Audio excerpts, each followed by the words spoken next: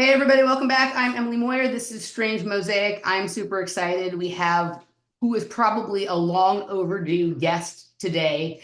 I've been keeping an eye on this gentleman's work for a number of years, but just recently have taken the more deep dive and was pleasantly surprised to find that we had seemed to have been on separate but parallel tracks to a very similar place, and maybe it's possible we can provide each other with a few of the missing links or a few of the missing answers to sort of take what we're each doing to like the next place. And so I'm really excited to have this conversation today. Mario Garza, welcome. Nice to see you, my friend.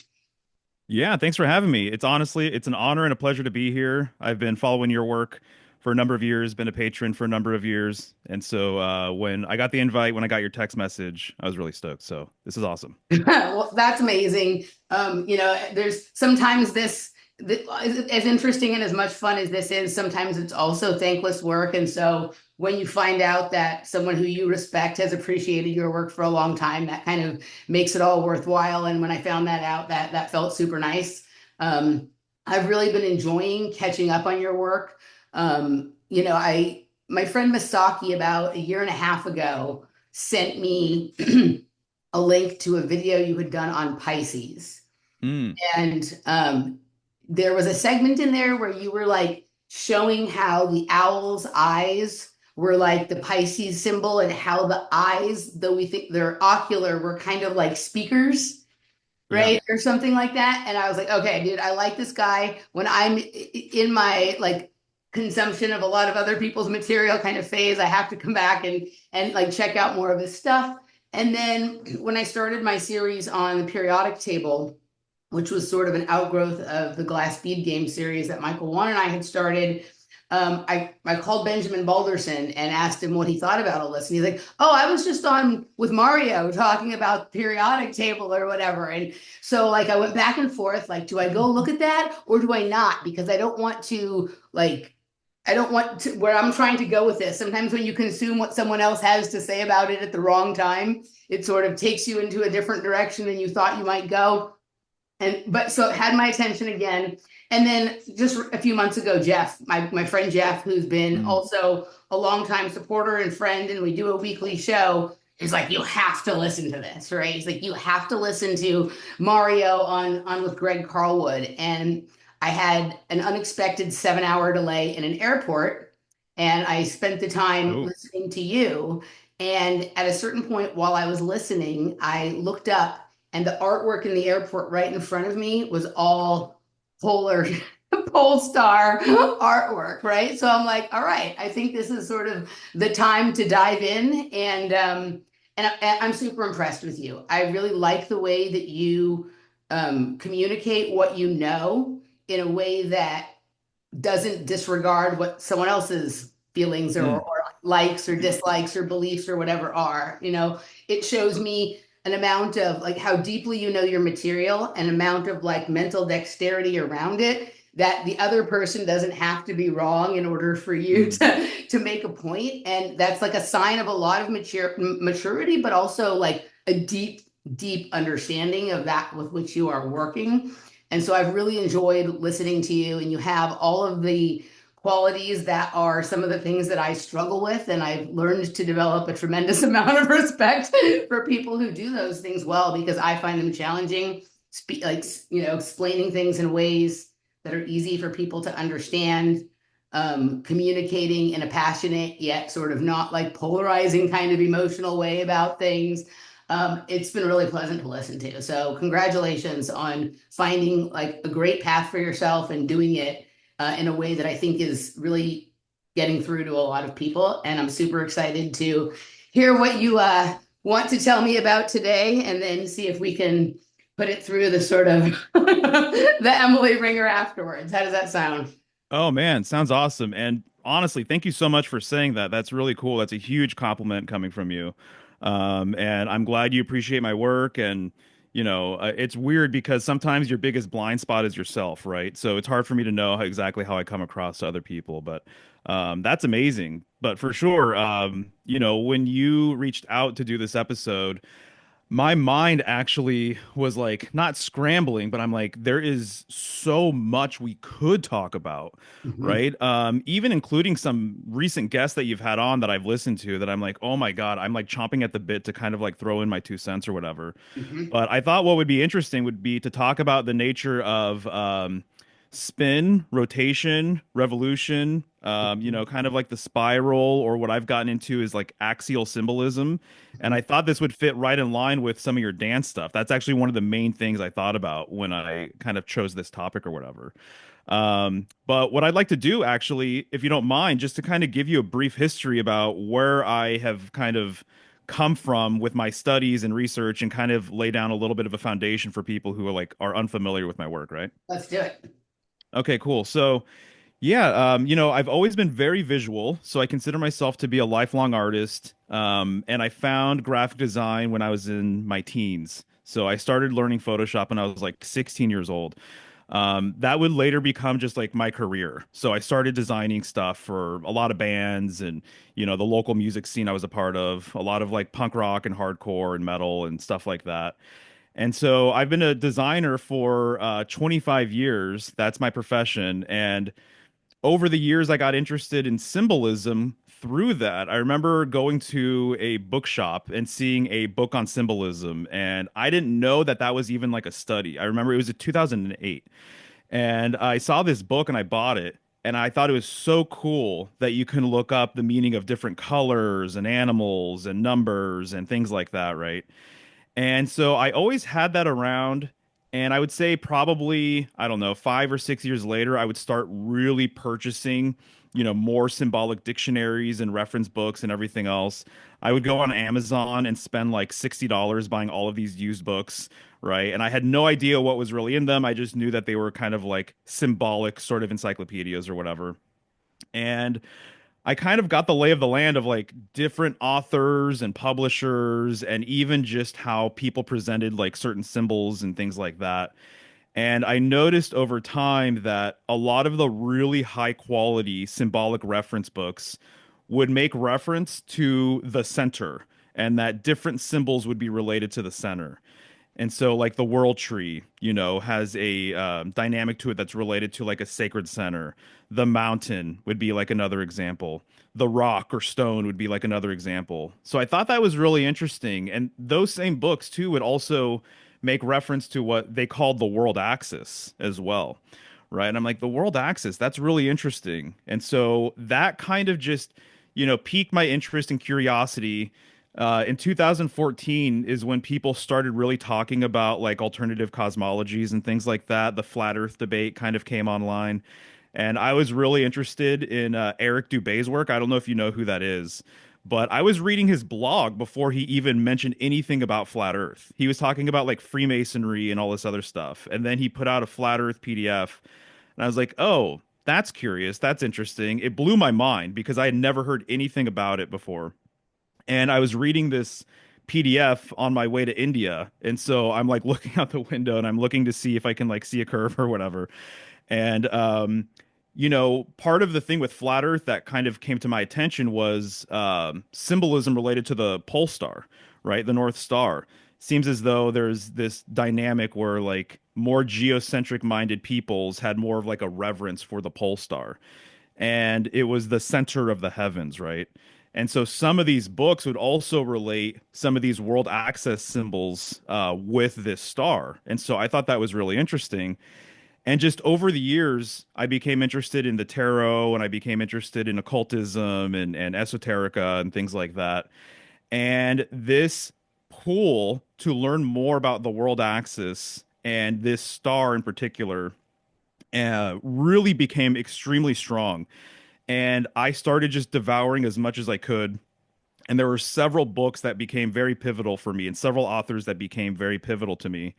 And what I figured out over the years is that this idea of like a sacred center or like a central totem and this center in the heavens, that this is related to what some people have said is like the earliest tradition that mankind had. And some authors refer to this as the primordial tradition. And so I think you can kind of interchange it with the polar tradition or the northern tradition as well. And actually, there's a lot of like occult books out there that make reference to all of this, and it's just very, very veiled. And so I've been kind of on this campaign, this personal campaign, just to wrap my head around like, what does all of this actually mean? And it's really interesting because one of the sort of signatures with like a tradition that a lot of these older cultures had would be to have a central totem that they revolve around, that they circumambulate around, right? And it's no different than the fixed stars going around the pole star, basically. And so I would say probably one of the most famous examples of this in the modern world is Muslims going to Mecca and going to Mecca and going around the Kaaba cube 7 times, right? The number seven plays a huge, huge role. You could even say that the number seven is like the number of this early tradition, basically. And so, as I was researching a lot of this, what I realized is that there is a huge shift from polar symbolism, polar reverence to solar reverence or solar symbolism. And a lot of newer books would take a symbol like the wheel or take a symbol like the swastika and say that it's a solar symbol. And what I found out is that that's actually more of a modern take. That essentially what happened is a lot of polar deities and polar concepts and polar symbols in the modern world became more solarized. And so people started attaching this solar dynamic, this solar sort of concept onto them. And there's authors who really clarify this too, who say that this is sort of the great shift, over time, basically. And so I see it that we do live in a very solarized world personally. That makes a lot of sense to me. Even something as simple as like a clock, right? You have a clock, the clock face, you have 12 numbers. 12 is a very solar number. And then you have these two hands that go you have these two hands that go clockwise, right? Obviously, around the face. And a clockwise rotation is a solar rotation. That's what I've learned. And so the solar rotation is more expansive. The counterclockwise rotation is actually more contractive. So this is like evolution versus involution, right? Almost like an explosion versus an implosion, right? And so in Islam, they go counterclockwise, right? Around the Kaaba cube. And so you're actually going closer in symbolically. That's what the counterclockwise rotation kind of is all about. And so I thought that this is fascinating. And talking to guys like Topher Gardner, he's helped clarify a lot of things with this rotation and how powerful the polar rotation is going within, right? And so even something as simple as like a clock, that is a holy solar sort of symbol, like through and through. And a lot of people don't realize that, right? You have the 12 signs of the zodiac, it's 12 signs along the path of the sun. Um, so what I realize is that the symbolism related to the center actually has to do with a point of pivot. It gives whatever system you're referring to a sort of orientation, something to revolve around, right? And so that's what a lot of these ancient cultures used to like really, really heavily sort of encode into their rituals and stuff, is like having this central point of pivot that literally gave them and their people something to focus on, something to latch onto. It's almost like a symbolic anchor or something along those lines, right? And so this broadly, again, can be referred to as like axial symbolism, basically. And so many symbols go back to it because what's been said is that essentially that, everything emanates from a center, but then also returns back to the center. So it's not unlike a torus field, I would say. And this center is viewed as being like immutable, right? It's viewed as being kind of like changeless. And there's a whole metaphysical doctrine associated with this. There's so many symbols that associate with this. It's absolutely mind-blowing. There's a lot of gods that associate with this. When Buddha is getting enlightenment, gaining enlightenment at the world tree, he's gaining enlightenment at the axis, basically. So the ancient idea is that essentially there is an axis that everything revolves around, essentially, and everything seems to be somewhat modeled or blueprinted or echoed from this original axis, this original point of pivot. And it's been said that there are truly realms above and below, and they're all basically accessed through this central axis. So this axis has been referred to as a pole, a pillar. The obelisk to me is essentially that. Again, the world tree, a mountain, but it's also been viewed as like a ladder or a bridge or a stairway, right?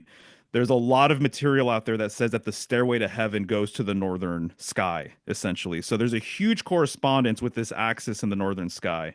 And there's a lot of ascension sort of material out there about how to gain access to this sort of opening, right? It's been referred to as like the opening in a cave or something along these lines.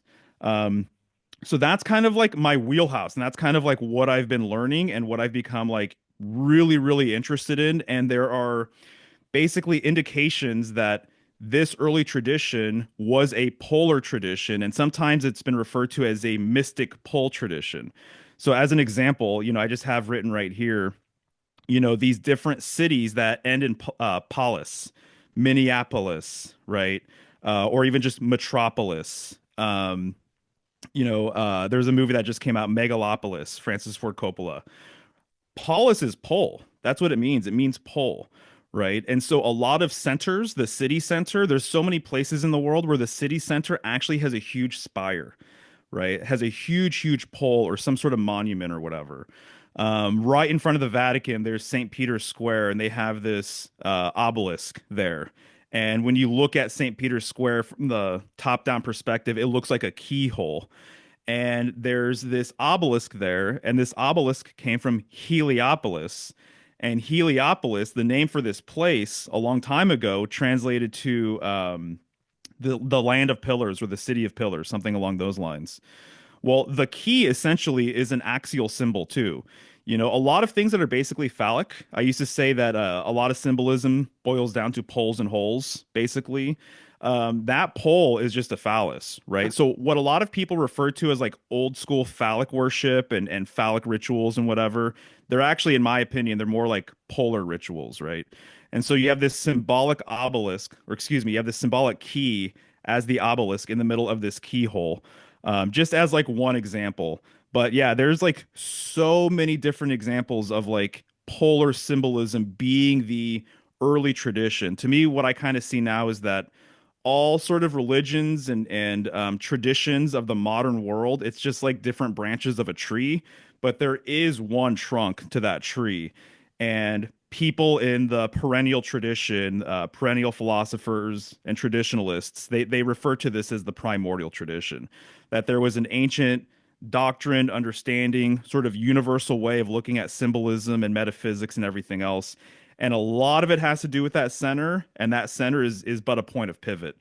And so a lot of symbols like the stone represent the middle of something, but also the totality of the whole entire thing, right? So a stone in and of itself is a point of pivot, but it's also like the cosmos itself. So the serpent kind of acts as like a similar sort of thing, actually.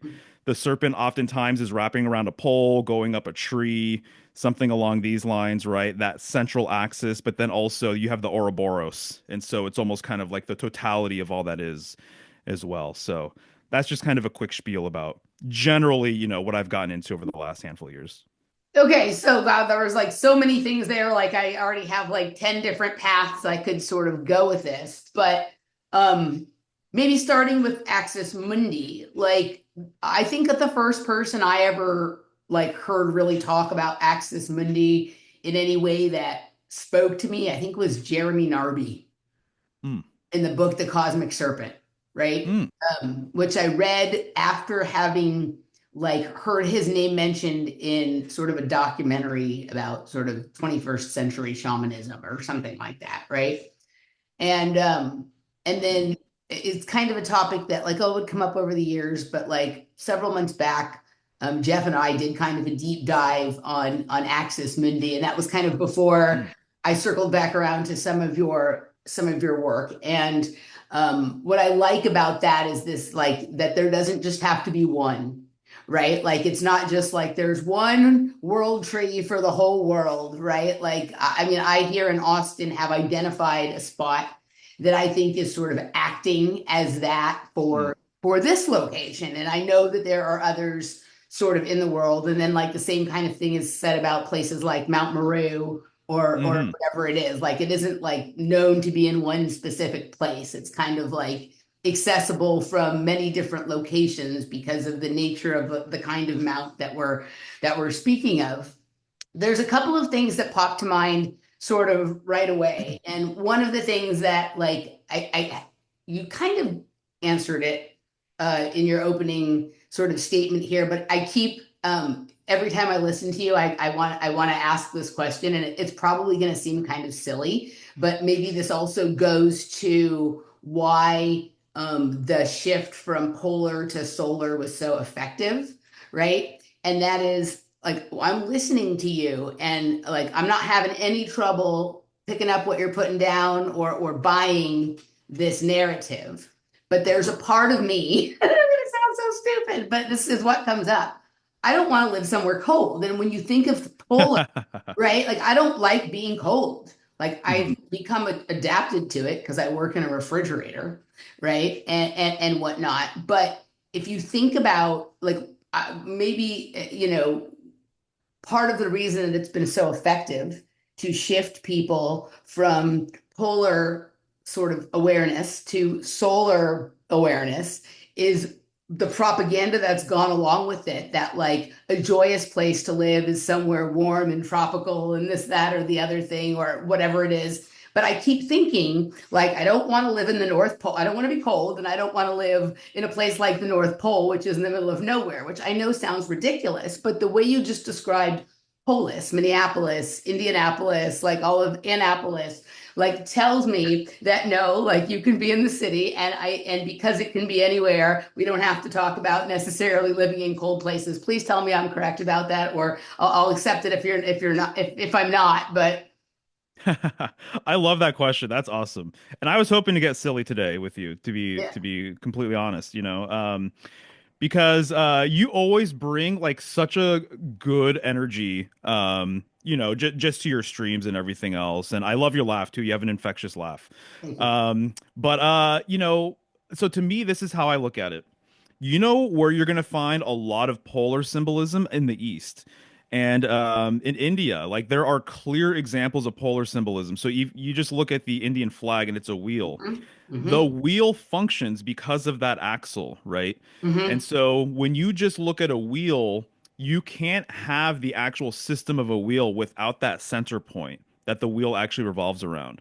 And again, there's a whole like metaphysical, spiritual sort of aspect to that as well. What it means to be at the center of your wheel, to be still and grounded, and to be immutable, and to become what's referred to as the unmoved mover, right? And so there's different deities like Buddha have been referred to as like he who makes the wheel turn. By going to the center, Mm-hmm. you actually make the wheel turn. And so there's different gods that have been associated with that. And so even kings kind of used to embody this. There used to be a whole entire way that kings viewed themselves, and they viewed themselves as ruling from the center, and everything was about being at that center point in the middle, oftentimes literally in the middle of their empire or kingdom as well. That this I've referred to this as centrography. Some people have called it that. The Mm-hmm. science of actually finding the center of any given landmass. And Mm-hmm. sometimes that sacred center would have like an actual like temple or some sort of totem or whatever, right? But in India, there's a lot of polar symbolism. In ancient China, there's a lot of things that I've come across, basically that they embodied this whole entire polar dynamic too. They Mm-hmm. used to call themselves the Middle Empire, as an example, and this relates to that sort of sacred center. So to me, polar symbolism, what I say pretty much, what it seems as though is the case, is if everything emanates from the center and it all returns back to the center, this symbolic center of the North Pole, which literally may dematerialize, like the closer you actually get to the center. Like I don't know if it's actually like a physical place that's Mm-hmm. actually literally cold. There's all of these different myths too about going to the North Pole and that it actually the climate changes once you get past a certain point, right? Right. Or Inside, there's it's all like the these Garden of Eden right underneath that. Yeah, yeah, yeah. Yeah, exactly. And so, and all of these ideas about you get to that location and then you're in like inner Earth or you Yeah. get transported to another realm and things like that. This has been talked about like many, many times. And so, what I found is that the oldest myths and the oldest gods have an association with the north. I've seen this in the heavens. This is something that I've like been very curious about over the years, and that there is a hierarchy to these gods Mhm. and deities. And it seems as though when you get to the top of the hierarchy, you're dealing with northern gods and goddesses and things like that. And a lot of other deities that are outside of that area are actually considered newer. I would say even the sun. A lot of Yeah. people think that solar worship is like the oldest thing around, and I would say actually it's a newer tier of God. This is why even in the tarot, the sun card, literally there's a child on the sun card, because it's actually a newer God, right? It's younger. So if everything emanated from this place, and this was sort of the focal point in the heavens for ancient peoples, this kind of created the blueprint for a lot of other gods and a lot of other sort of like ritualistic things around the world, basically, that they're all copying northern polar sort of rites and things like that.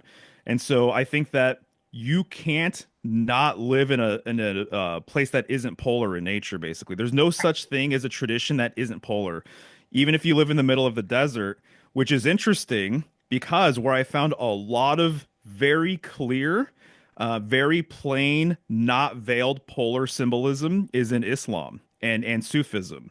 And so there are like Sufis who would meditate on this axis Mhm. and get huge downloads and be connected with these different realms and have this astral sort of experience or whatever. As I mentioned, Mecca is that spiritual pole, in Islam, right? The Kaaba cube itself is like that central stone, basically, right? And so when I think of polar, I do understand that in the north that it is like a cooler climate and there is snow and things like that. But in actuality, if the northern polar dynamic is like the blueprint for all other sort of religions and traditions that came after it, it doesn't matter where you're at in the world. Like this polar tradition is, in my opinion, it's for everybody, no matter where you're located and no matter what the climate looks like. Okay, I figured that would be your answer, but I wanted to just get any like hesitation or reservation I had about like going right about this sort of off the table in the beginning. And then the other question I had when I've listened to you a lot is when you're saying north, like are you like do you mean north like I'm in Texas, so like Minnesota would be north of me, or do you mean up like in the sky? That's an awesome question too. Um, I mean that for all intents and purposes, from what I can see, in a way, I think that when it comes to like what we live on, like what kind of map, what is the map of the world, basically. This is something that people have strived for clarity, for like a really, really, really long time. And I'm of the opinion that the map is not the terrain. And so no matter what the map is, it's not the terrain. And so I almost think that like the most accurate map you can have here is essentially a circle with a dot in the middle of it. That I almost wonder if that's the most accurate map you can actually have, and everything else is just kind of like, presumptions or whatever. It's almost like asking like a fish in a body of water to kind of know where it lives or something along those lines. Like, I wonder if it's really our place to actually know. But one of the interesting things to answer your question, like more directly about this northern business, is so I do see that the north is the symbolic center of Earth. And I actually think when a lot of people or a lot of myths make reference to a center of Earth and people assume that they mean like inner Earth, they mean inner Earth, as in like just towards the middle, not towards the middle, right? Of like a sphere or something like that. I do tend to think that we live on something that is stationary Mhm. and that I don't think Earth is actually spinning personally. I think metaphorically you can say that, and I think that makes a lot of sense. You could say Earth is like a wheel too, the wheel of life or the wheel of existence or something along those lines. I think one of the major flips actually has been with this polar and solar dynamic is like what's spinning. And so in the polar age, I think it was understood that the heavens were spinning counterclockwise, the fixed stars at least. Mhm. And then now in the solar age, it's completely flipped and inverted, where now In heliocentrism, the Earth is spinning, right? And the stars are stationary and fixed. But the north is such a powerful direction. In fact, when you look at older compass roses or compasses, all of the arrows that indicate west, east, and south, they're all the same. But the north has sometimes the fleur de lis as the arrow for it, which is a huge, huge symbol. And there's a lot going on with the fleur de lis. Um, and so the north among the directions takes the top spot, because it symbolically represents this primordial center or this principle, this center in the middle. And so the North is so mystical that I've come across work where basically it's not even suggested, it's saying that this is the deal. When some mystics refer to the East, they're actually referring to the North. They're actually referring to beyond the East. And so I've seen it where even when people are referring to the South or the West, symbolically, allegorically, they're actually referencing the North. And so going up, this idea of up totally has a ton of northern symbolism baked into it. And in fact, that is one of the things that's been switched in the polar to solar age. In the polar age, my understanding is that metaphysicians and people who understood how like the world worked, they understood that there was a universal up and a universal down. And this was of supreme importance because up always related to ascension. Up always related to lighter, more etheric realms or planes of existence or whatever you want to say. Up in many ways also symbolically relates to the center as well, to the center of all things. So there is a northern correspondence with up with heliocentrism, and if you're someone who thinks that you live on a ball, up becomes arbitrary now, right? So there's no longer a universal up and a universal down, right? So yes, so I would say both. I would say that there is a central dynamic with North, but if you view it as going upward, I think that that's appropriate too, because you're looking towards the center of everything. That's one way of looking at it, where supreme unification happens, and that's kind of what I've learned about the heavens as well. That when you get to the top of the hierarchy, that you're dealing with divine unity, which goes even beyond physicality. So it's kind of hard to wrap your head around. But what I've heard, or kind of where I'm at right now, is that it's purely metaphysical. It's like pure intellect. It's actually it goes beyond the material plane, basically. Okay. All right. So just curious, I have like a bunch of little notes I wrote here, so maybe we'll just sort of go through these here and see. I think these will be some fun sort of questions or whatever it is. Have you ever read the book Inside the Earth by Radu Sinamar? No, I have not. Like what you were kind of describing about, the inside the earth, right? Like it may, I mean, this has been coming up actually a lot the last couple of days of this book. I go through phases where it comes up. Um, just like you do, like some of the people that who you like their work, they believe in heliocentrism or the ball earth or whatever it is, but it doesn't sort of take away the more poignant part of like what they were expressing. And that book by Radu Sinamar is like that. And this sort of idea that there's a number of places around the world where you can access this center earth and they're all the same place. Even though Hmm. where you accessed it from seems to be thousands of miles away, once you get to the inner chamber of it, which doesn't seem that far from the crust of the earth, wherever you are in the same place as someone who entered on the other side of the world. Right, right. Yeah, no, that makes perfect sense. That's how I see a lot of it too. All roads lead to the center, and I almost Mhm. see that storyline in mythology is pretty much the same thing.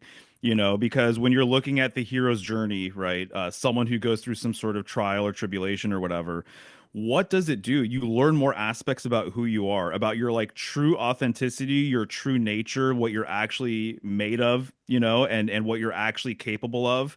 And so a lot of stories, it's almost like the common narrative in the story is like change, right? And so this change brings you closer to your center, basically, who you actually are at the end of the day with it all. So all roads lead back to the center. All roads emanate and return back to the same place, Yeah. in my Okay. estimation. You were talking about a lot of Eastern symbolism is really Northern symbolism. Mm, And the entire time I've been looking at your presentations, I've been thinking a lot about my grandmother. And she was a person who loved the Orient, right? She was an interesting lady. The house that we have a house in Los Angeles that was hers that is full of all of the things she collected from all of her travels. And she was a travel agent, but I think like the second word is the more operative, the more operative explanation of what she was really doing.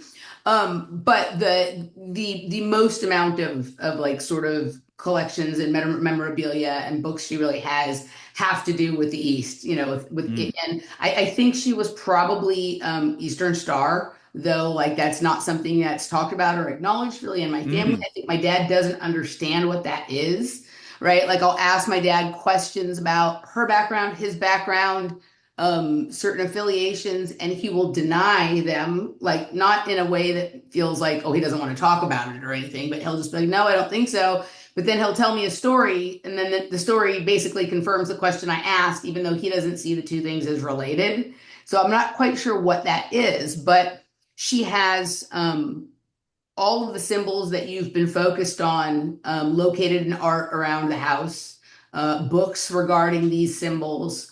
For a Jewish woman, most people would think it's bizarre that she has a couch with swastikas all over it. Like it's an oriental couch with swastikas all over it. But there, people have commented coming in the house that like that's an odd thing for a Jewish woman to have had or whatever it is. right. But I understand the greater sort of symbolism of it. But she's got books on the I Ching. She's got books on Sufism. She's got books on Islamic patterns. She's got all kinds of Indian, Chinese, Japanese, like Tibetan, all the art, stuff. And some of it is very, symbolic in nature.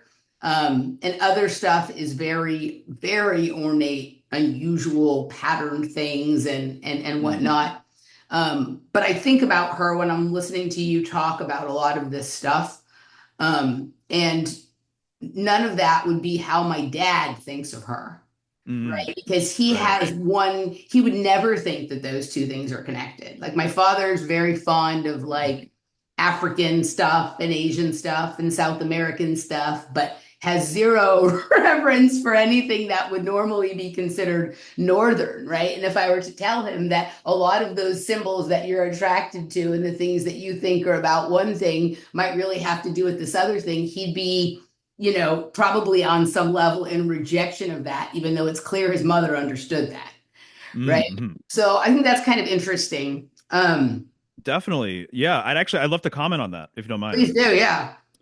Yeah, so this quest for the Orient, right? This is totally a thing in the West. This quest for the Orient. I mean, what I learned a long time ago is that a lot of occult symbolism in the Western world just came from further east, pretty Mhm. much. And it's like doctrines and ideas and practices and whatever just worked their way east. And oftentimes, as it got translated into different languages and whatever, like something was lost in translation, or oftentimes it got very distorted, or the Western mindset kind of took a hold of it and kind of changed certain like important things about it, right? And that's one thing that I'm really interested in right now too, is just like the Eastern mind versus the Western mind, and what people in the modern world, myself included, because this is the world I grew up in, like how we kind of came to our own logic and how we tend to see the world and things like that, right? So there is this undercurrent of like this mystical Orient and this quest for the Orient. What I've read is that this quest is for something that symbolically, right, represents the North. And this actually makes sense when you actually look at the word Orient and realize that orientation is right there within it. Because what people are searching for is true orientation. And so the North Star and the world axis to ancient peoples, this is my understanding, is that it gave them orientation with the landscape in which we live. And Hmm. so if you are a sailor, as an example, the North Star was the guiding star. This was the preeminent star in the heavens. And if you were looking at other constellations and knew where you were going based on those constellations, it's only because you knew where they were located in proximity to the North Star, right? Hmm. Because the North Star is the center.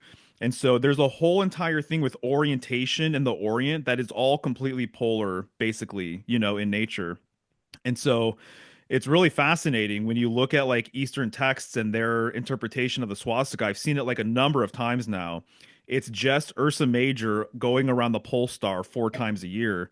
And that's one of the closest constellations to the pole star. So Ursa Major and Ursa Minor are northern circumpolar constellations. And what I've heard is that like 90% of the Earth's population can actually see the Big Dipper, Ursa Major. And so it's played a big, big, big role. And there is so much lore and symbolism with these two constellations. It's absolutely nuts.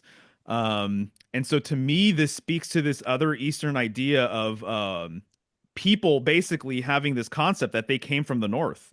And so I'm inclined to think the word Aryan basically relates to that. You're basically saying, I have a Northern origin story. This is where my people come from. There's a book called The Arctic Home in the Vedas, and that's what like this is all about. And when I went to India, it was really interesting to see like the swastika right next to like, this big sticker or this big painting or whatever that says Aryan on it. So you're seeing red swastikas and Aryan right next to it. Obviously, that would give a lot of people pause, or that would, send off red flags or whatever.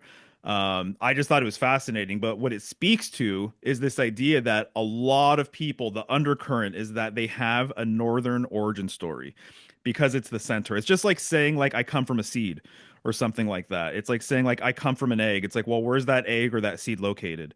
Right? That's where I kind of came from. And most people, when they have like a holy sacred temple or whatever, that's kind of what they're saying, or a holy location, this holy of holies idea. They're kind of saying like a lot of people have a sort of synonymous relationship with their sort of like the point in which they go for like pilgrimages and stuff, where their people like what they highly value and where they go back for like these sort of rituals and whatever. They say that this is where heaven and earth meet, and or this is the center of the world. This is the navel of the world, basically. So once again, just like the Mecca sort of illustration or example, that's the navel of the world for them. So literally everything truly revolves around that. That is their spiritual pole. So yeah, So, I mean, her her desire or her interest in the Orient and Oriental art always had me looking at that stuff and thinking about it. And she also was a lover of sort of the mid-century modern aesthetic. In fact, mm, like I have a great cousin who was a famous mid-century modern architect, which mm, is not something I really talked about ever with her, but now I understand sort of where that comes from. And I can see how like that people don't think of like Oriental art and mid-century modern necessarily going together, but the way that she puts it together, it it highlights the thing you're talking about mm, understanding where you are in space and time, right? mhm. This orientation kind of aspect, like it feels very related to that. So I figured out quite a while back that like the term like for OTO, like the Order Templar Orientalis was about learning how to orient yourself in time. Right. Or that was one way to sort of perceive it or space, like where understand sort of you like be very aware of where you are and how to move about in that space to sort of be effective or creative or whatever it is you're trying to do at that time and in that place. um this takes me like certainly into to the athletics, right? Like what um people probably don't understand about why she's so good is probably Simone Biles is probably the most completely center oriented person that exists on the entire planet. The reason she's able to do what she does is because she knows exactly where she is. She Mm. knows when she's reached sort of the pinnacle of whatever she's trying to spin on. And that was why it was such a big deal when she had whatever happened to her in Tokyo happen and she couldn't compete, because the things she does are so completely dependent on knowing exactly where you are and orienting yourself in space that like for her it could have been like a deadly endeavor, not just like, oh, I'm not going to win, right, kind of thing. All of the dancing that I've ever done, all of the all of the stuff that I like in relationship to gymnastics and even like some of the what attracts me about tennis or whatnot is all sort of about this orientation on the board or in space and time or how things are spinning or what sort of fulcrum or lever or axis they're moving around on or whatnot. And I always know when I take somebody like to a gymnastics meet for the first time, I know what they're going to find impressive. And the Mm. things that they find impressive are not generally the things that are super hard, but they're the things that are the like the super display of spinning around right on an axis.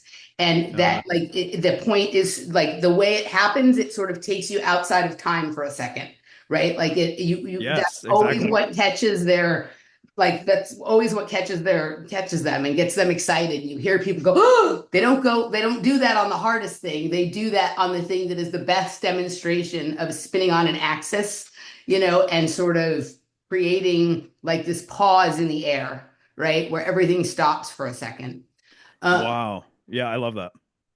um, Two things that I really liked when I was a kid and was really good at was the rope climb, right? Climbing the rope. So sort of Yep. ascending the pole type of Uh, thing, uh-huh. and tetherball. Oh yeah. Same here. And tetherball was something like I'm very small. So it was endlessly frustrating for the big guys in my class that I could beat them at tetherball, but like when you're small, you can get a good angle so that, it goes up and above their head, even though they're way taller than you. But I always was kind of fascinated about how the ball moved around that center pole and then this sort of obsession with how quickly could I ascend the pole, right? That was something like I was never the strongest gymnast or anything like that. So like a lot of other sort of strength like training exercises, like pull-ups and things like that, I wasn't necessarily great at. But I really liked the rope climb, and I figured out through sort of coordination and acceleration how I could get up there even faster than people who were stronger, right? Um, I thought you might find that interesting. I I just love that. No, that's freaking perfect. It reminds me of Jack and the Beanstalk, and I've used Jack and the Beanstalk as a Mhm. world axis sort of myth, basically, because it is. It's the same thing. So, really all trees, all objects, if they ascend to the sky symbolically, they are little bridges to heaven. That's kind of like the terminology I like to use. But yeah, the rope that's a perfect example.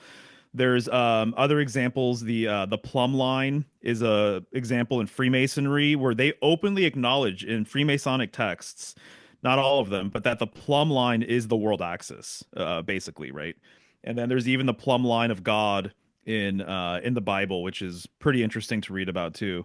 I love what you said about outside of time with the spinning dynamic. That makes a ton of sense. That's exactly how I see it too.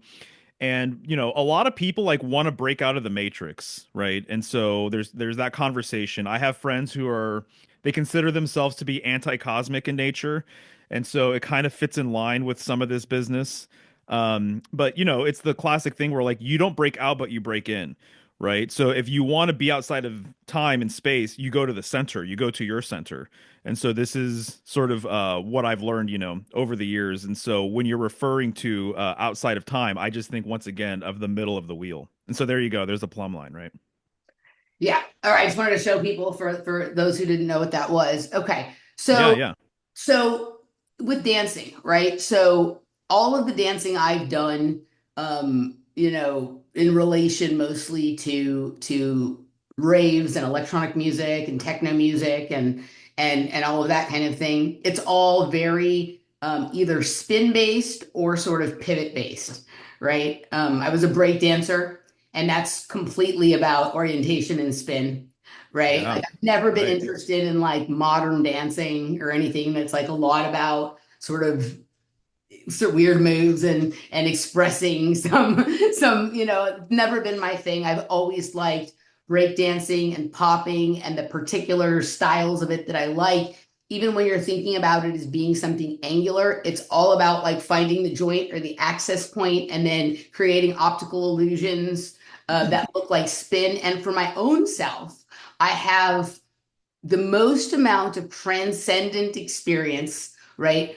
When I'm dancing, when like I'm spinning perfectly on an axis, or when I get like when I Mhm. do a move absolutely correctly, like with popping, right? There's like an acceleration around an axis point or a pivot point that sort of opens up like some other layer of thinking, right? Or some other, like it resets sort of my idea of the room, right? I'm spinning around and I'm orienting myself, and then I catch some kind of acceleration with it based on like getting that 0 point in the middle, right? Getting that Yes. second outside of time. And then when I come back into time, it feels like I'm in a slightly different place, and that I've brought back some understanding that I didn't have like before I went, even though I've only been gone for like a millisecond, right? And it's almost like the idea comes with that motion. And I've had like plenty of scenarios where I will think like, oh wow, that felt really interesting. And that's exactly when people will like clap or be watching. Like I've had people sort of descend on me almost in a weird way when I have achieved one of those moments of sort of like being outside of time for a second. And it was Yeah. always very clear to me that there's plenty of people out there that are better dancers, but maybe like they're not combining dancing with the sort of thinking about the kinds of things that I like to think about. And it's Right. almost like when I have the thought, like a light sort of goes off along with the motion, and people become aware of that. Like they can feel that acceleration, or they can feel whatever that magic is that I sort of felt for myself. There seems to be an awareness in a circle around me, right? And there's a lot of dancing at parties in circles with break dancers and things like that. It's as you would say circumambulatory sort of in nature, right? A lot of that kind of environment. And then of course it's based on people spinning records on a Yes, exactly. table Right. that has a pole, even though it's a short pole, a Right. pole in the middle. 100%. Yep. No, exactly. I'm glad you brought that up because I was going to bring that up at some point, if you didn't. But let me ask you this. So when you're in flow and you're in this spin, do you favor clockwise versus counterclockwise? Have you ever So noticed? I'm so glad you asked this question, because I was going to say something about it earlier, and I was like, I don't want to make it about me from the very beginning. Right? Okay. So I'm generally a righty, right? But in gymnastics, I did a lot of things leading left, including turns. So I turn counterclockwise. I favor counterclockwise. I can spin both directions. Um, it depends on the amount of strength, which way, like the move requires, sort of which way I spin. I feel more coordinated to the left, but my right leg is stronger. And so if it's like, so some things I spin one way if they require a lot of strength, but it's really just about flow or coordination. I'm turning to the left. So like breakdancing spinning moves, I spin to the right, the ones that require acrobatics to go along with them. But Mm, stuff that is just purely spinning in nature, that is more like of a dancing nature, like a regular dancing, like ballet or jazz, whatever, to the left, right? To counterclockwise. I had this interesting, so someone who helped me a lot in my life, like she's a person who has helped me sort of transition from like a clever but drug addicted fuck up into like a more respectable human being that was able to kind of clarify my thoughts and my ideas or whatever it was. She was a nutrition consultant. Her name was Amber Oak. And she had a long term sort of friendship and sort of relationship with a person who was a trance channel, right? And mm. she channeled a composite, which is not my usual wheelhouse, but it was like important enough to this person who'd helped me a lot that I entertained, right, some of this stuff. And actually quite a bit of the information like locked on to research that I had done. It wasn't like super wooey or super new agey or anything. It felt actually pretty grounded. But I had a session with this trans channel once, and she channeled a composite entity called the Ferns, and they were Mm. very into things like cold fusion and unusual materials that would sort of advance technology without creating damage to the earth. And like this was kind of their usual wheelhouse. But one of the things they said about me in this session was that part of the reason I had trouble with people, trouble getting along with people, trouble expressing myself to people, is that my spin goes in the opposite direction of most of the other humans. And they said Oh. it was very important that I not that I keep that intact because that was unique. And there was something important and like, they may have said something special about something important about it. So we're not going to take that away, but we're going to create an outer shell, right? That spins, that like can spin the way that the other people are spinning so that you can sort of mix more smoothly with them, right? Wow. So what Uh-huh. they had me do for a while was every day do a certain number of spins the way that I like to spin, and then make sure I do at least that number of spins the other way too, so that I wasn't just so completely to one sort of side, right? So my inner world would be spinning counterclockwise, and then my sort of outer presentation to the world would be a little bit more clockwise. Wow. That's amazing. That's very, very interesting. Um, I don't know if you've ever noticed this. I don't know if you've ever studied the tarot or whatever, but one of the more famous cards is the World card. It's the last card in the major arcana, right? And so sometimes it's called the Universe card. But there's a woman in the middle of the World card, and she's surrounded with a wreath, and then there's four figures in the corners, and the four figures represent the fixed signs of astrology, basically. And she's dancing. She's clearly dancing, and she's actually on one leg more often than not. She kind of has one leg up, so there's almost like an implied motion or perhaps spin with it. She also has batons in each hand, and so there's an implied spin with that, right? And movement with the batons and everything, or these wands. And so there's also generally like a ribbon that wraps around her. And so what I've decoded with this card personally is that she is the central axis. So even though, I talk about like this central pole and the polar tradition, the mystic pole tradition, everything else, there is such a strong feminine goddess correspondence with the central axis that now is really coming online very, very strongly to me. So I see the central axis and especially counterclockwise rotation as being very feminine. So polar to solar, in one way, polar transcends masculine and feminine. But the more research I do, the more I'm starting to see the feminine component with polar symbolism. It's just really, really coming online, and it makes a lot of sense. So if solar rotation, clockwise rotation, is more expansive, that's more projective, that's generally more masculine.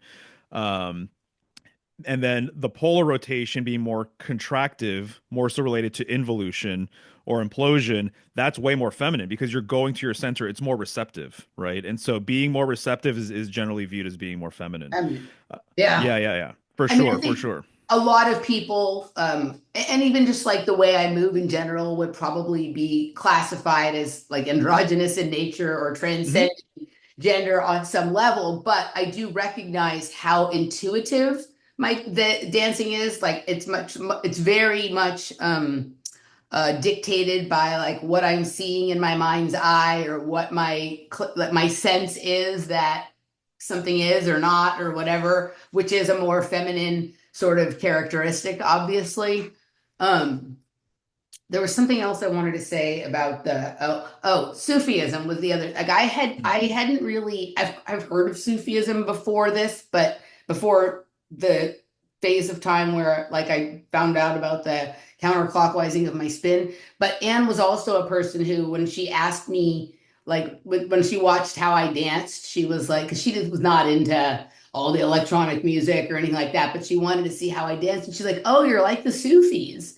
And then she said, I was like, what's that? And she's like, the whirling dervishes, Right, yeah. like the whole whirling. So I started watching videos about Sufis and whatnot. And the way like the underneath of their gowns like were sort of colorful and sort of spinny and whatnot. And like there was definitely, and I read some stuff about them and why they were doing what they were doing.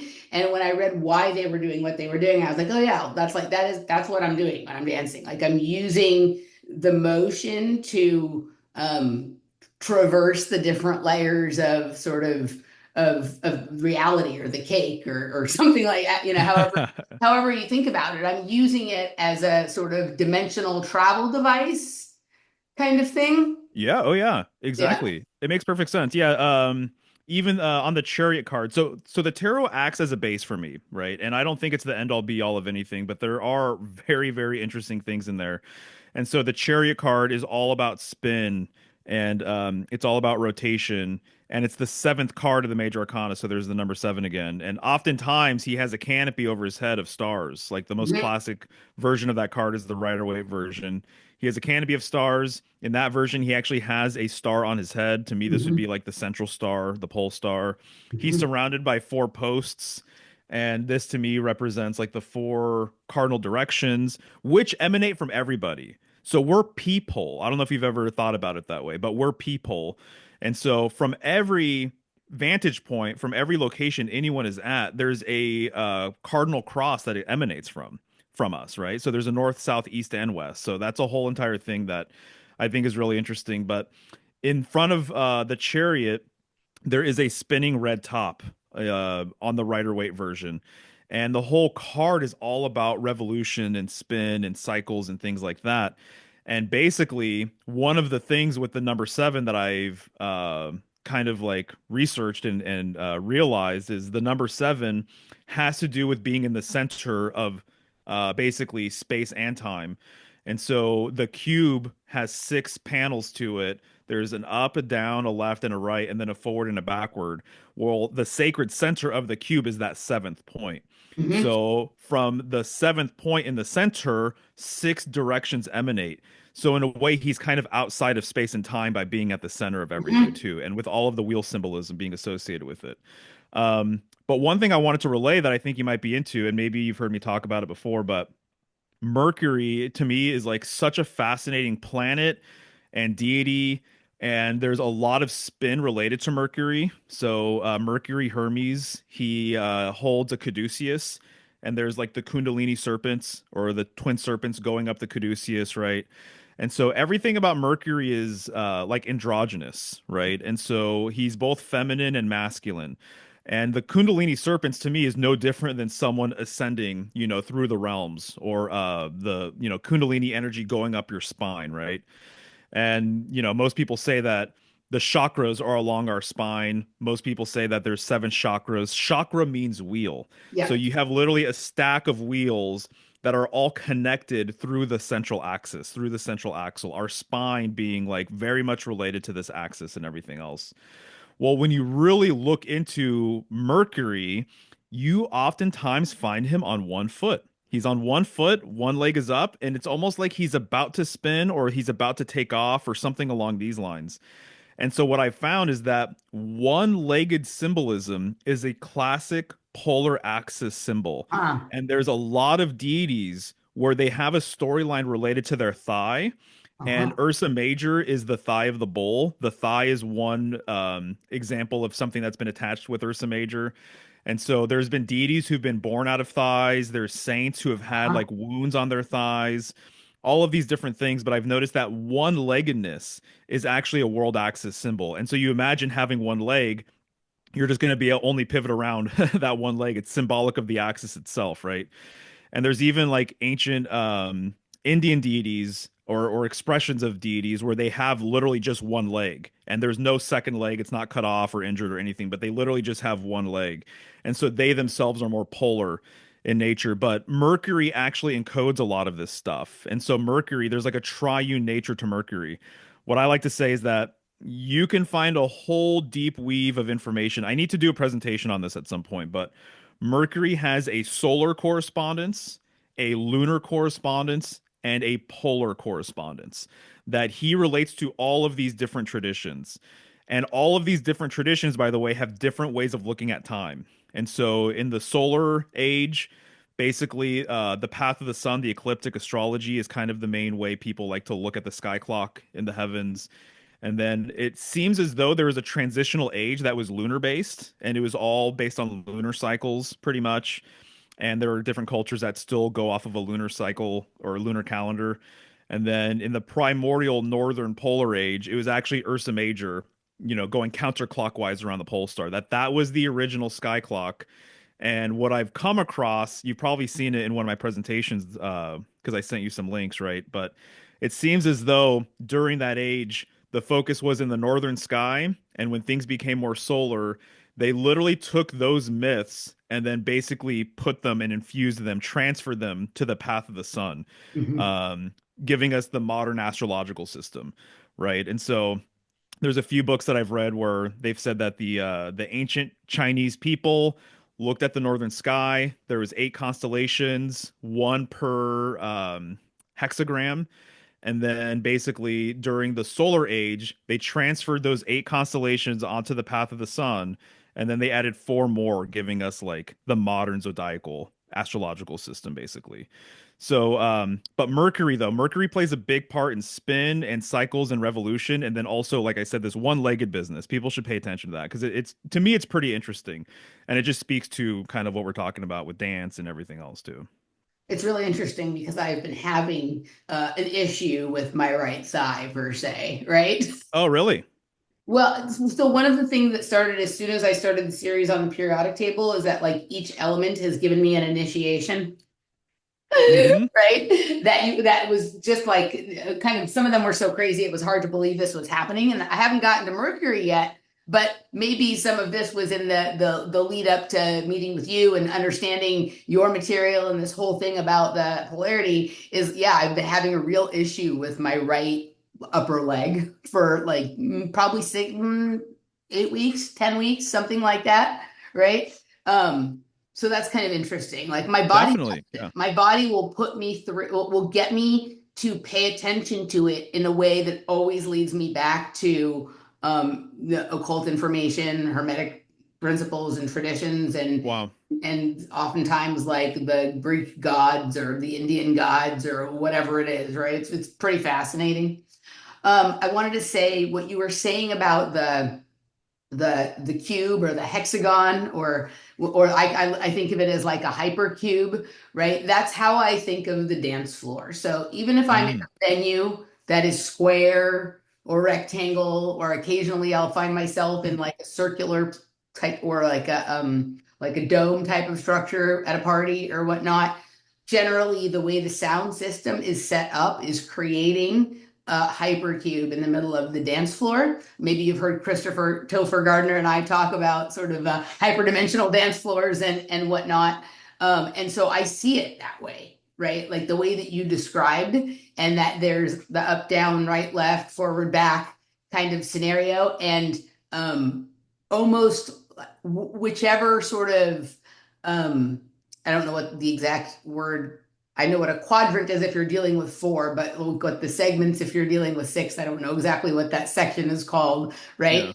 But sort of where I am like addressing my energy or sort of taking the like where the sound is coming from, oftentimes like indicates sort of how I'm moving or what I'm thinking about. And there's even sound systems because I'm really into high-end sound systems and certainly like DJs who know how to really work them, where it's almost like six different like dance floors within the same dance floor based on the sort of sacred Wow. geometry of the sound, right?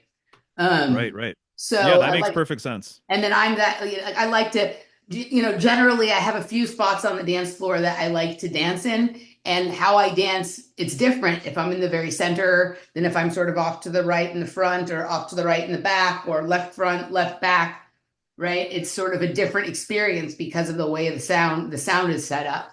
Um, the, Definitely. Yeah.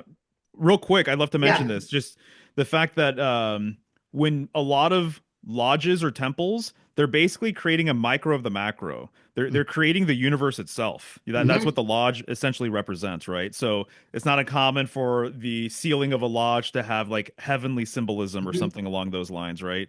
And so they're creating the universe in a confined space, and they're Yes. treating it as such, right? I see the dance floor as essentially the same thing. It Yeah. reminds me of the exact same thing. And like I said, a lot of these sacred center locations, you're kind of taking like a pilgrimage, right? I don't know if it feels like that when you're going to a show or something, Yeah. but I see that these kind of experiences, there's a pilgrimage sort of thing kind of going on with it where like you're literally going out of your way. You might travel across the world or country or whatever to go to a show. And there is almost like this like ritualistic dynamic of just going to this sacred site to see your favorite band or show or whatever it is, you know. And then the idea is kind of the same too, where it's like you're hoping to have a transcendental experience, right? And so the pilgrimage is basically the same thing. And so that is to say too, another way of like kind of just clarifying my position with everything is that the pilgrimage location is the spiritual pole, which symbolically represents this northern location from which we all came from. And so it would make sense that you're kind of honoring and revering a spiritual pole when you go to you know, a place like this to have these types of experiences and whatever. So even pill too, to me it's kind of interesting. Pilgrim, pilgrimage, pillar, point of pivot, central focus, central location sort of thing.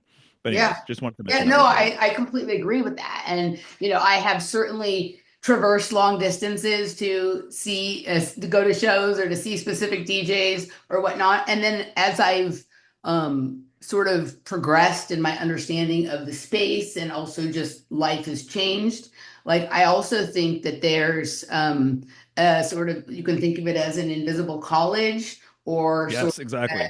of uh, a Globe Theater. I just got the rewards there, right? Like I think that it's possible that like Shakespeare's Globe Theater wasn't an actual theater; it was an imaginal theater. And if I can like resonate in a specific way, then like I literally find myself on another layer of the party with people who aren't actually in the same building that I'm in, but who are sort of joining me in this space from all around the world. And we're having some sort of sacred interaction, some sort of acknowledgement of our archetypical nature, of the velocity of our spin, of the way, right? Like all kind, like it is weird, right? And I will see the same characters there over and over, right? And sometimes I have some pretty interesting sightings and experiences in these spaces, but I recognize that there's multiple sort of levels to the experience that I'm having. And I've really learned to pay attention and I really recognize how similar, especially like in the underground. Like I'm not really interested in big festivals and like very lots of people. I like dark, dirty warehouses in East Los Angeles with a few hundred people and whatnot. But how when they get it just right and I get it just right, how this is pretty similar to some of the festivities and rituals that I hear people like Amon Hillman or Gnostic and Foreman talk about having happened in antiquity, which many years ago I didn't really have any regard for. But now I'm actually starting to recognize archetypes that match characters that they talk about in my sort of secondary space there, right? Yeah, yeah, no, Yeah. absolutely. That makes tons of sense. Yeah, whether it's like a mythical or invisible college or a hidden palace, Yeah, Tracy Twyman used to refer to it as like a hidden hyperspace kingdom, that's what I and think it is. Yeah. right? And Yeah. so, you know, I see that all is like very much overlapping with each other. And there's a book that I make reference to because I think it's very interesting. The author himself is an interesting guy too. There's some things that I'm not a big fan of that he's put out, but Peter Levenda has a book called Stairway to Heaven, and he talks about all of these different ascension texts from all over the world and how people got to these places and how a lot of times there was always like a seven tiered sort of dynamic. Seven always seems to have played a part, seven layers or steps to this place or whatever.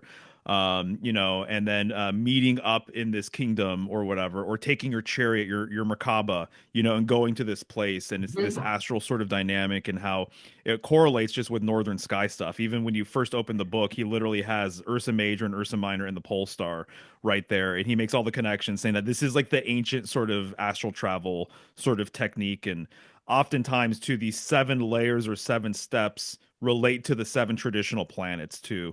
And people have made a correspondence between the seven traditional planets and the seven stars of Mhm. Ursa Major. And sometimes you're going from like the moon to Mars to like these different planes of existence or whatever. So yeah, it's all super interesting. I'm glad you brought up Amon Hillman. I really like your guys' conversation, and I haven't like completely explored all of his work. Mhm. I think he's an interesting guy, but two quick things that I wanted to bring up to you specifically, just throwing it out there. And if you have commentary, feel free, but if not, it's all good. But he makes reference to a dark star and Mhm. that there's a dark star that was once bright. This is the pole star because the pole star fell out of favor. And so when people refer to like pole shift, I actually think it's a shift in perspective. Pole shift used to be like a huge thing like in the 80s and 90s. There's all these books and stuff that came out about it. Mhm. It's like the interior of Earth, like, having this pole shift dynamic and potentially leading to like earthquakes and crazy things like that, right? I think I'm starting to see the pole shift as being just a shift in perception for people, right? So instead of the pole star, now it's like the sun is kind of like the preeminent luminary. So when he refers to the dark star, I wonder if that's actually what he's referring to, is that he's actually referring to the pole star that once was bright because everyone was focusing on it. And then by the time the Greek era came around, it already fell out of favor. So there's that. He also makes reference to like ionic life. Uh-huh. um there's three orders of there's an order of architecture where there's like three sort of like subsects of architecture, and there's three pillars that go along with it. There's the Doric, Ionic, and Corinthian. Ionic is the central pillar, in my opinion. When you look into the symbolism of it, to me, it kind of represents that. It's like a central pillar or the middle path. And when I'm talking about polar symbolism, you can basically associate it with the middle pillar or middle path as well. So if you look at like the Kabbalistic tree of life as an example, there's three pillars. One is lunar, one is solar. What's the one in the middle? The one in the middle is actually polar. It transcends these other two. It came before these other two. It kind of balances these other two. And it's the central pillar that actually extends above and below, the two side pillars. So ionic life, it just reminds me of the ionic pillar, and then it reminds me of the central pillar too. So I don't know if that's exactly what is the deal, but when I've heard him talk, I'm like, man, I would love to talk to him at some point and maybe just pick his brain and see if he thinks any of this kind of resonates or whatever. Well, I'm happy to do an intro email between the two of you, and I struck up a little bit of a friendship, right? Awesome, nice. I've had a chat with him off of the air, sort of as well. Cool, cool. Certainly, he he has said a few things. I mean, there's a lot going on there. There's a lot going on there, and some of it is of more interest to me than other stuff. But I recognize that even that some of the stuff that is not my natural wheelhouse gives context to the things that are more in my wheelhouse. So I certainly been paying attention. I think your question about the dark star is really interesting, and it actually goes to something I was going to get into in the second hour. But since you brought it up, I'm going to we'll do a little bit of an extended opening segment as long as you have some time. So, okay, cool. So, I think I have never heard him talk about the dark star, but I have noticed some of his symbolism for Lady Babylon has something in the background that looks to me like what I would think of as the dark star, because I think of it as like negative space, right? On some level. So one of the symbols that's really important to me is the quatrefoil. Are you familiar with a quatrefoil? I am, yeah.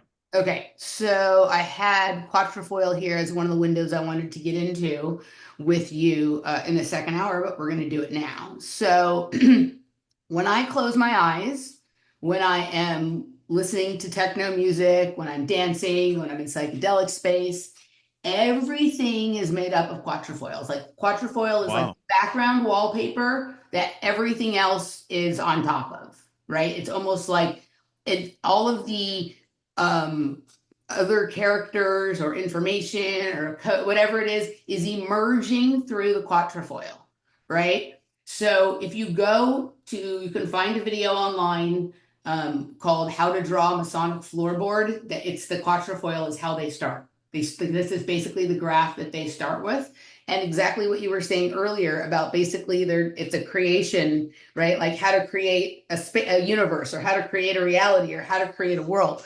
So for them, it all starts with the overlapping four circles. And then when you look at the quatrefoil, so like I found this is from my grandmother's house, right? Like she had all of these in different combinations, like singles, twos, threes, fours. I call these my third eye binoculars, right? But as you can see, there's a quatrefoil in the middle, and then these are the negative space, and that is the symbol of his Lady Babylon channel, right? Right. And Yeah. so the way I see the quatrefoil is having a fifth element in the middle. There's a That's center it. point, and that is what every little, did you just see all those little flying? Oh, I get these little weird feather orbs when I say like that was if they were all around. I don't know if you saw them or not, but okay. So this is where things come through. This is That's it. like fifth You got it. element or whatever it is.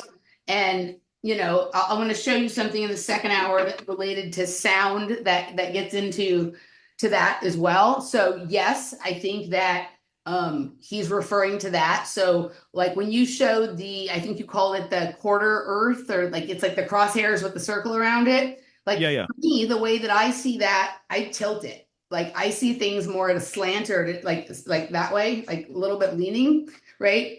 And when you look at it like that, it looks like the quatrefoil. And then that center point, right? So I see things sort of in quadrants that way. Um, hmm and so, Yeah. No, yeah. exactly.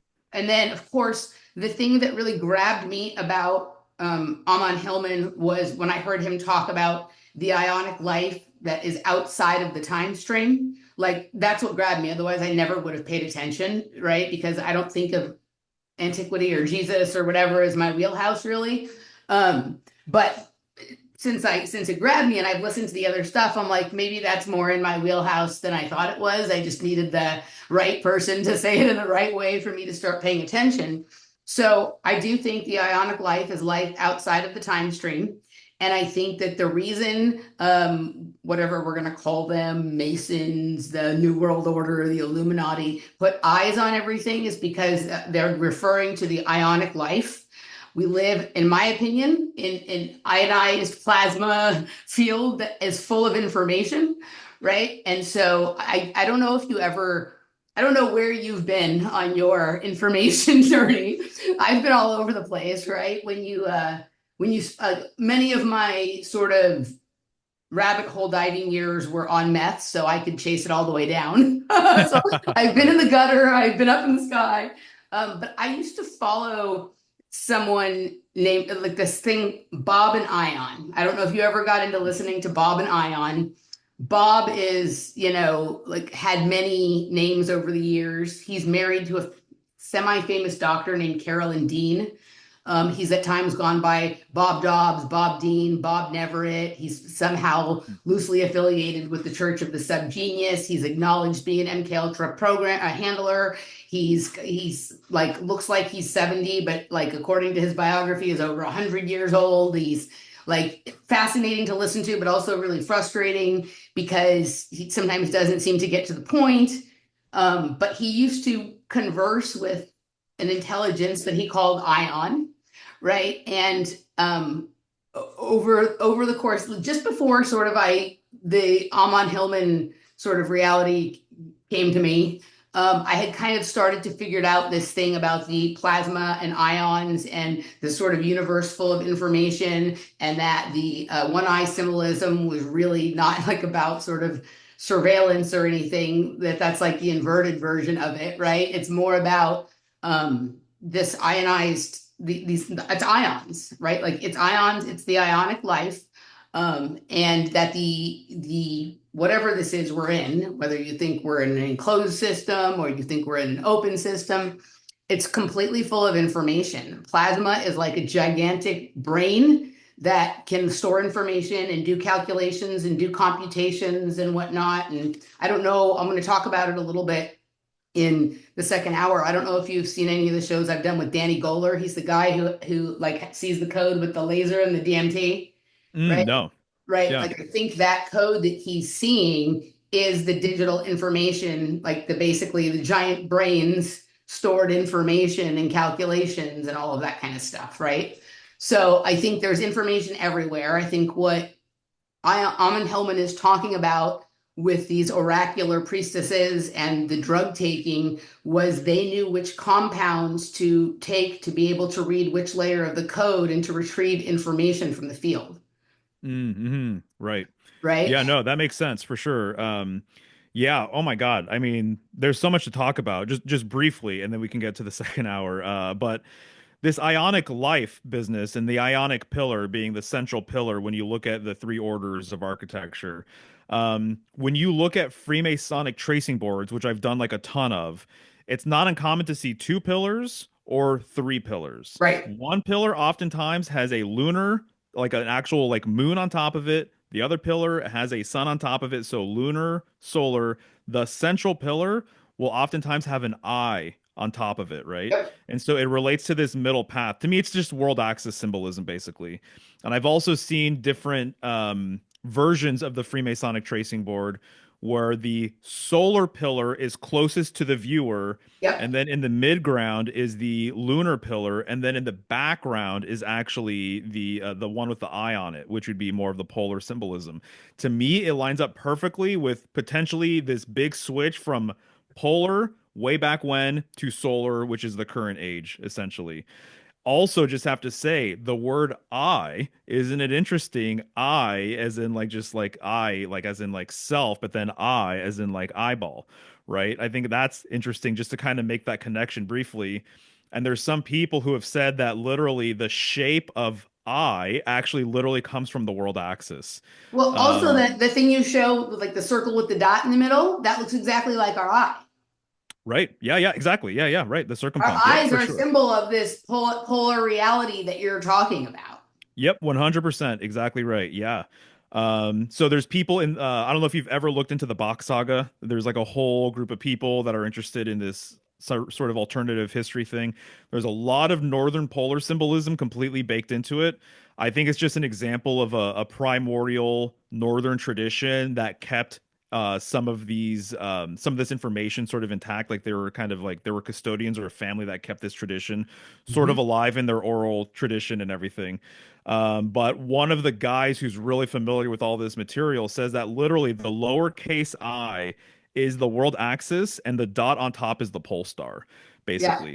it You makes know, makes perfect sense to me. it Um, does, right? yeah, and the we have plasma inside of our body, and there's plasma outside of our body. And like when you expire, or even sometimes when you have out of body experiences, there's like a jump in there's like this jump. Robert Temple talks about it in his book, A New Science of Heaven, that's all about plasma. And I think that, some of these gods or some of these characters that are living the aeonic life or whatever it is have figured out how to disperse themselves sort of out there into the plasma field. And when Mhm. people have these sort of accelerated or edge-like experiences, these gods or these deities or these divinities that they are sort of experiencing are the ones who sort of understood how to make that jump and preserve themselves in the field outside of time and occasionally even step back in. They can come back into the time stream and they can go back out of it. For a Wow. normal person that's not ready for that, that can be a disturbing experience. You can hear Whitley Strieber talk about that a little bit. He seems like very bothered by it, right? To me, it sounds kind of intriguing, right? But I think that this is some of the hidden knowledge of secret societies is like Yes. how to make that jump intact, how to sort of disperse yourself so that like when your song is sung, you can kind of like vibrational adherence kind of come back together and appear before the people who are like beckoning you or singing the song that you resonate to or taking the compound that like matches you vibrationally or whatever it is. It's sort of a way to preserve yourself outside of time. Wow. Yeah, no, that makes a lot of sense too. That's very, very interesting. All right. So we're going to move on over into the supporter segment. If you guys want to join us there, patreon.com/offplanetmedia, emilymoyer.locals.com, or rockfin.com/Emily Moyer. Before we go there, Mario, tell people what you got, where they can find it, all that jazz. Yeah, for sure. People can find all my stuff at symbolicstudies.com. And so I have things you can download there.